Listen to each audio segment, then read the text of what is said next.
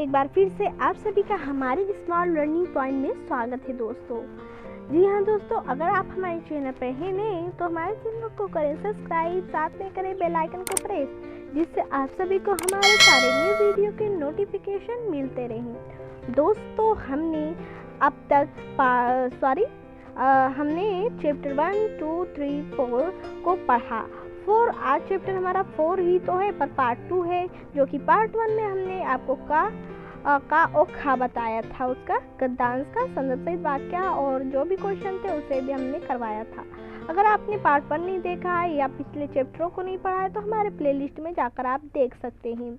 आज ये चैप्टर हमारा 4 है, भारतीय संस्कृत। इसके लेखक है डॉक्टर राजेंद्र प्रसाद दोस्तों।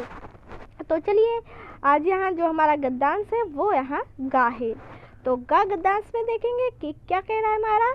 देखिए, यह केवल एक काव्य की भावना नहीं बल्कि एक ऐतिहासिक सत्य है जो हजारों वर्षों से अलग अलग अस्तित्वों में रखते हुए अनेकानेक जल प्रपातों और प्रवाहों का संगम स्थल बनकर एक प्रकांड एवं प्रागण सागर के रूप में भारत में व्याप्त है, जिसे भारतीय संस्कृत का नाम दे सकते हैं। इन अलग अलग नदियों के उद्गम भिन्न भिन्न हो सकते हैं और रहे हैं।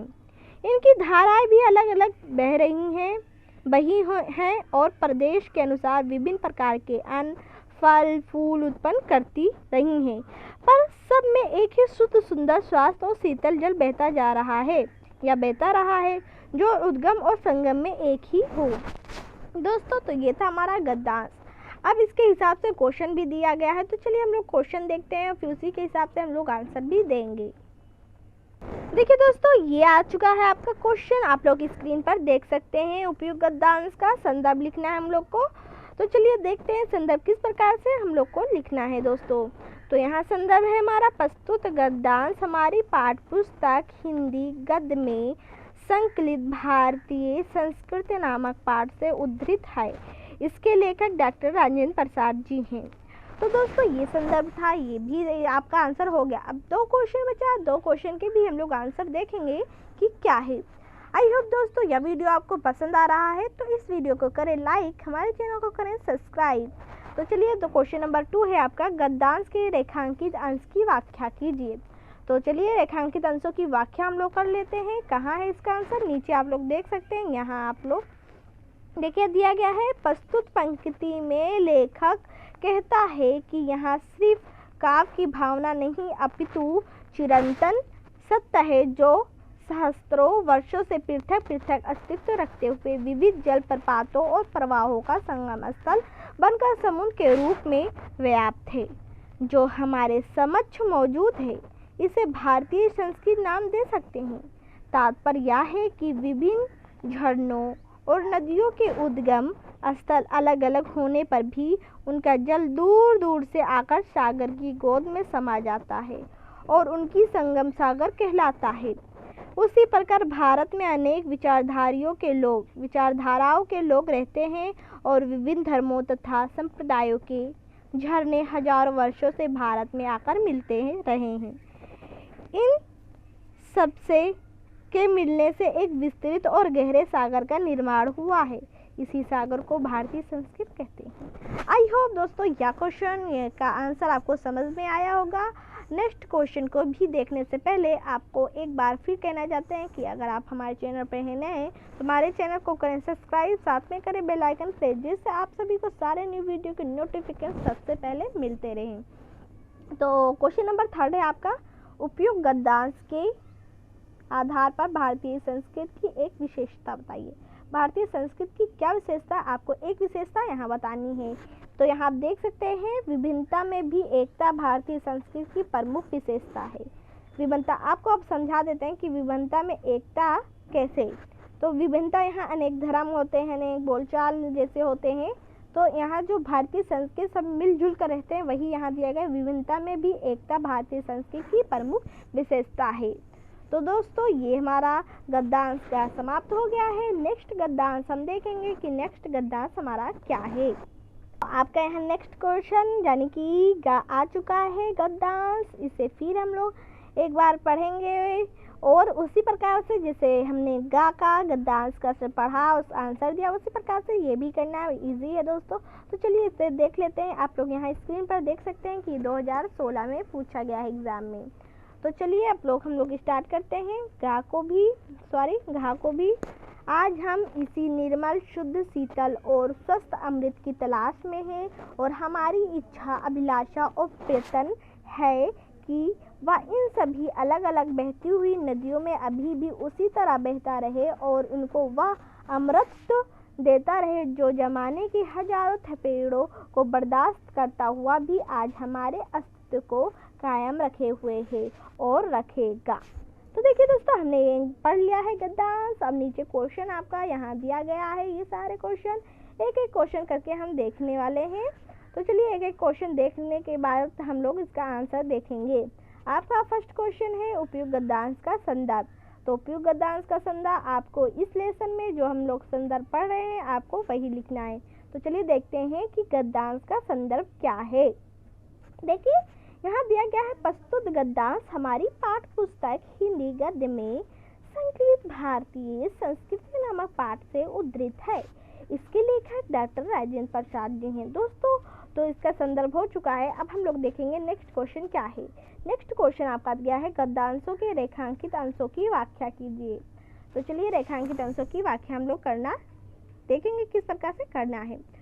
तो आप लोग को एक बार हम कहना चाहेंगे कि आप लोग नोट्स कॉपी जरूर बना लें दोस्तों और अपनी तैयारी खूब अच्छे से करते रहें। तो चलिए नेक्स्ट क्वेश्चन के अनुसार हम आंसर भी देखने वाले हैं। दोस्तों रेखांकित अंश की व्याख्या का आंसर आ चुका है स्क्रीन पर, यहाँ ये देखिए। तो चलिए पढ़ना स्टार्ट करेंगे और आप लोग अगर चाहें तो इसे कॉपी में नोट्स करते चलिए। भारत देश ने तरह तरह के अनेक संकट झेले हैं, तथापि भारतीय संस्कृति की विभिन्नता में एकता एक ऐसा तत्व है जो आज तक मिटाया नहीं जा सका।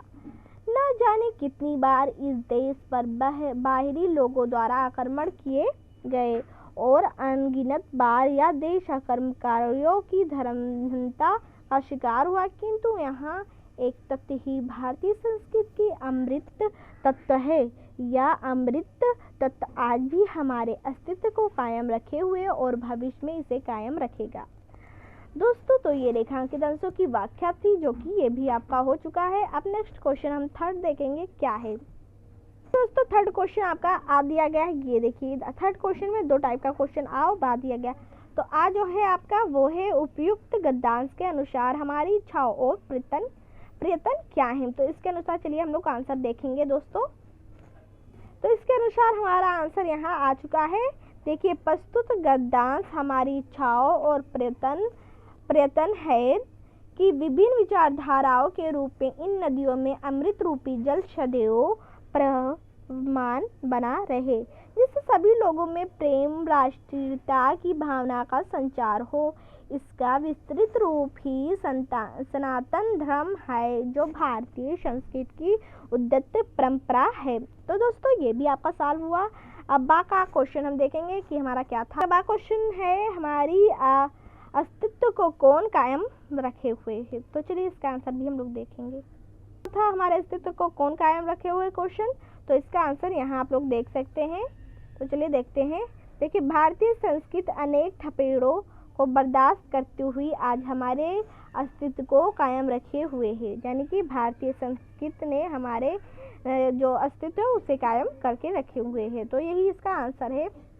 अब चलिए नेक्स्ट गद्यांश हम लोग देखने वाले हैं दोस्तों क्या है। देखिए दोस्तों, आपका नेक्स्ट गद्यांश आ चुका है। तो चलिए हम लोग इसको भी अच्छे से समझते हैं। देखिए, यह एक नैतिक और आध्यात्मिक स्रोत है जो अनंत काल से प्रत्यक्ष अप्रत्यक्ष रूप से संपूर्ण देश में बहता रहा है और कभी कभी मूर्त होकर हमारे सामने आता रहा है। यह हमारा सौभाग्य रहा कि हमने ऐसे ही मूर्त रूप को अपने बीच चलते फिरते, हंसते रोते भी देखा है और जिसने अमृत की स्मृति दिलाकर हमारा सूखी हड्डियों में नई मज्जा डाला, हमारे मृत प्राण शरीर में नए प्राण फूके और मुरझाए हुए दिलों को फिर खिला दिया। वो अमृत सत्य और अहिंसा का है जो केवल उसी देश के लिए नहीं आज मानव पात्र के जीवन के लिए अत्यंत आवश्यक हो गया है। दोस्तों तो यहाँ देखिए ये जो गद्यांश है आपका 2013 और 15 में पूछा गया है एग्जाम में। तो चलिए इसका आंसर हम लोग देखेंगे कि क्या है। आंसर तो आप लोग जानते होंगे, पहला यही रहेगा कि उपयुक्त गद्यांश का संदर्भ लिखिए। जी हाँ दोस्तों, तो चलिए एक बार फिर से हम लोग देखते हैं कि संदर्भ क्या है।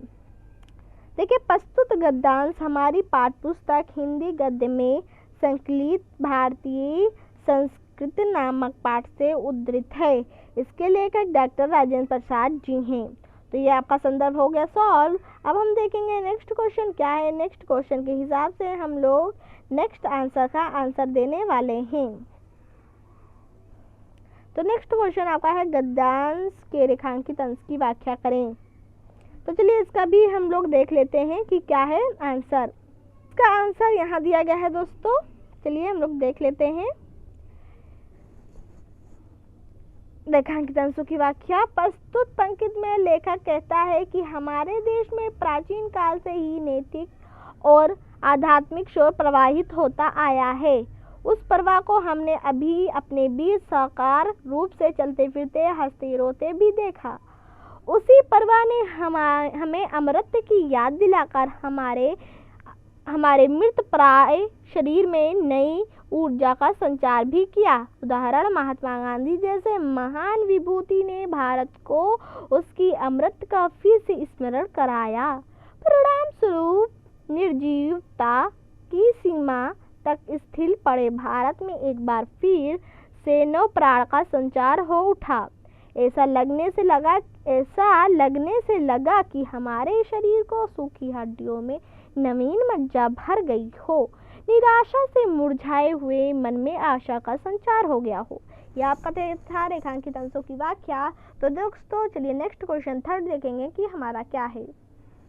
दोस्तों पर इससे पहले एक चीज़ आप लोग को हम बताना चाहेंगे। दोस्तों हमारे इस चैनल में हिंदी के अलावा कई सब्जेक्टों का वीडियो मिल जाएगा आप लोग, तो आप लोग देख सकते हैं। हमारे इस चैनल स्मार्ट लर्निंग पॉइंट के प्लेलिस्ट को चेक करें, आप सभी को नए नए वीडियो मिलते रहेंगे। तो चलिए नेक्स्ट हम लोग क्वेश्चन देखने वाले हैं कि क्या है। लेखक ने गद्यांश में क्या संदेश दिया, ये देखिए दोस्तों, देख रहे हैं ना आप लोग। तो चलिए इसका भी आंसर हम लोग देखेंगे।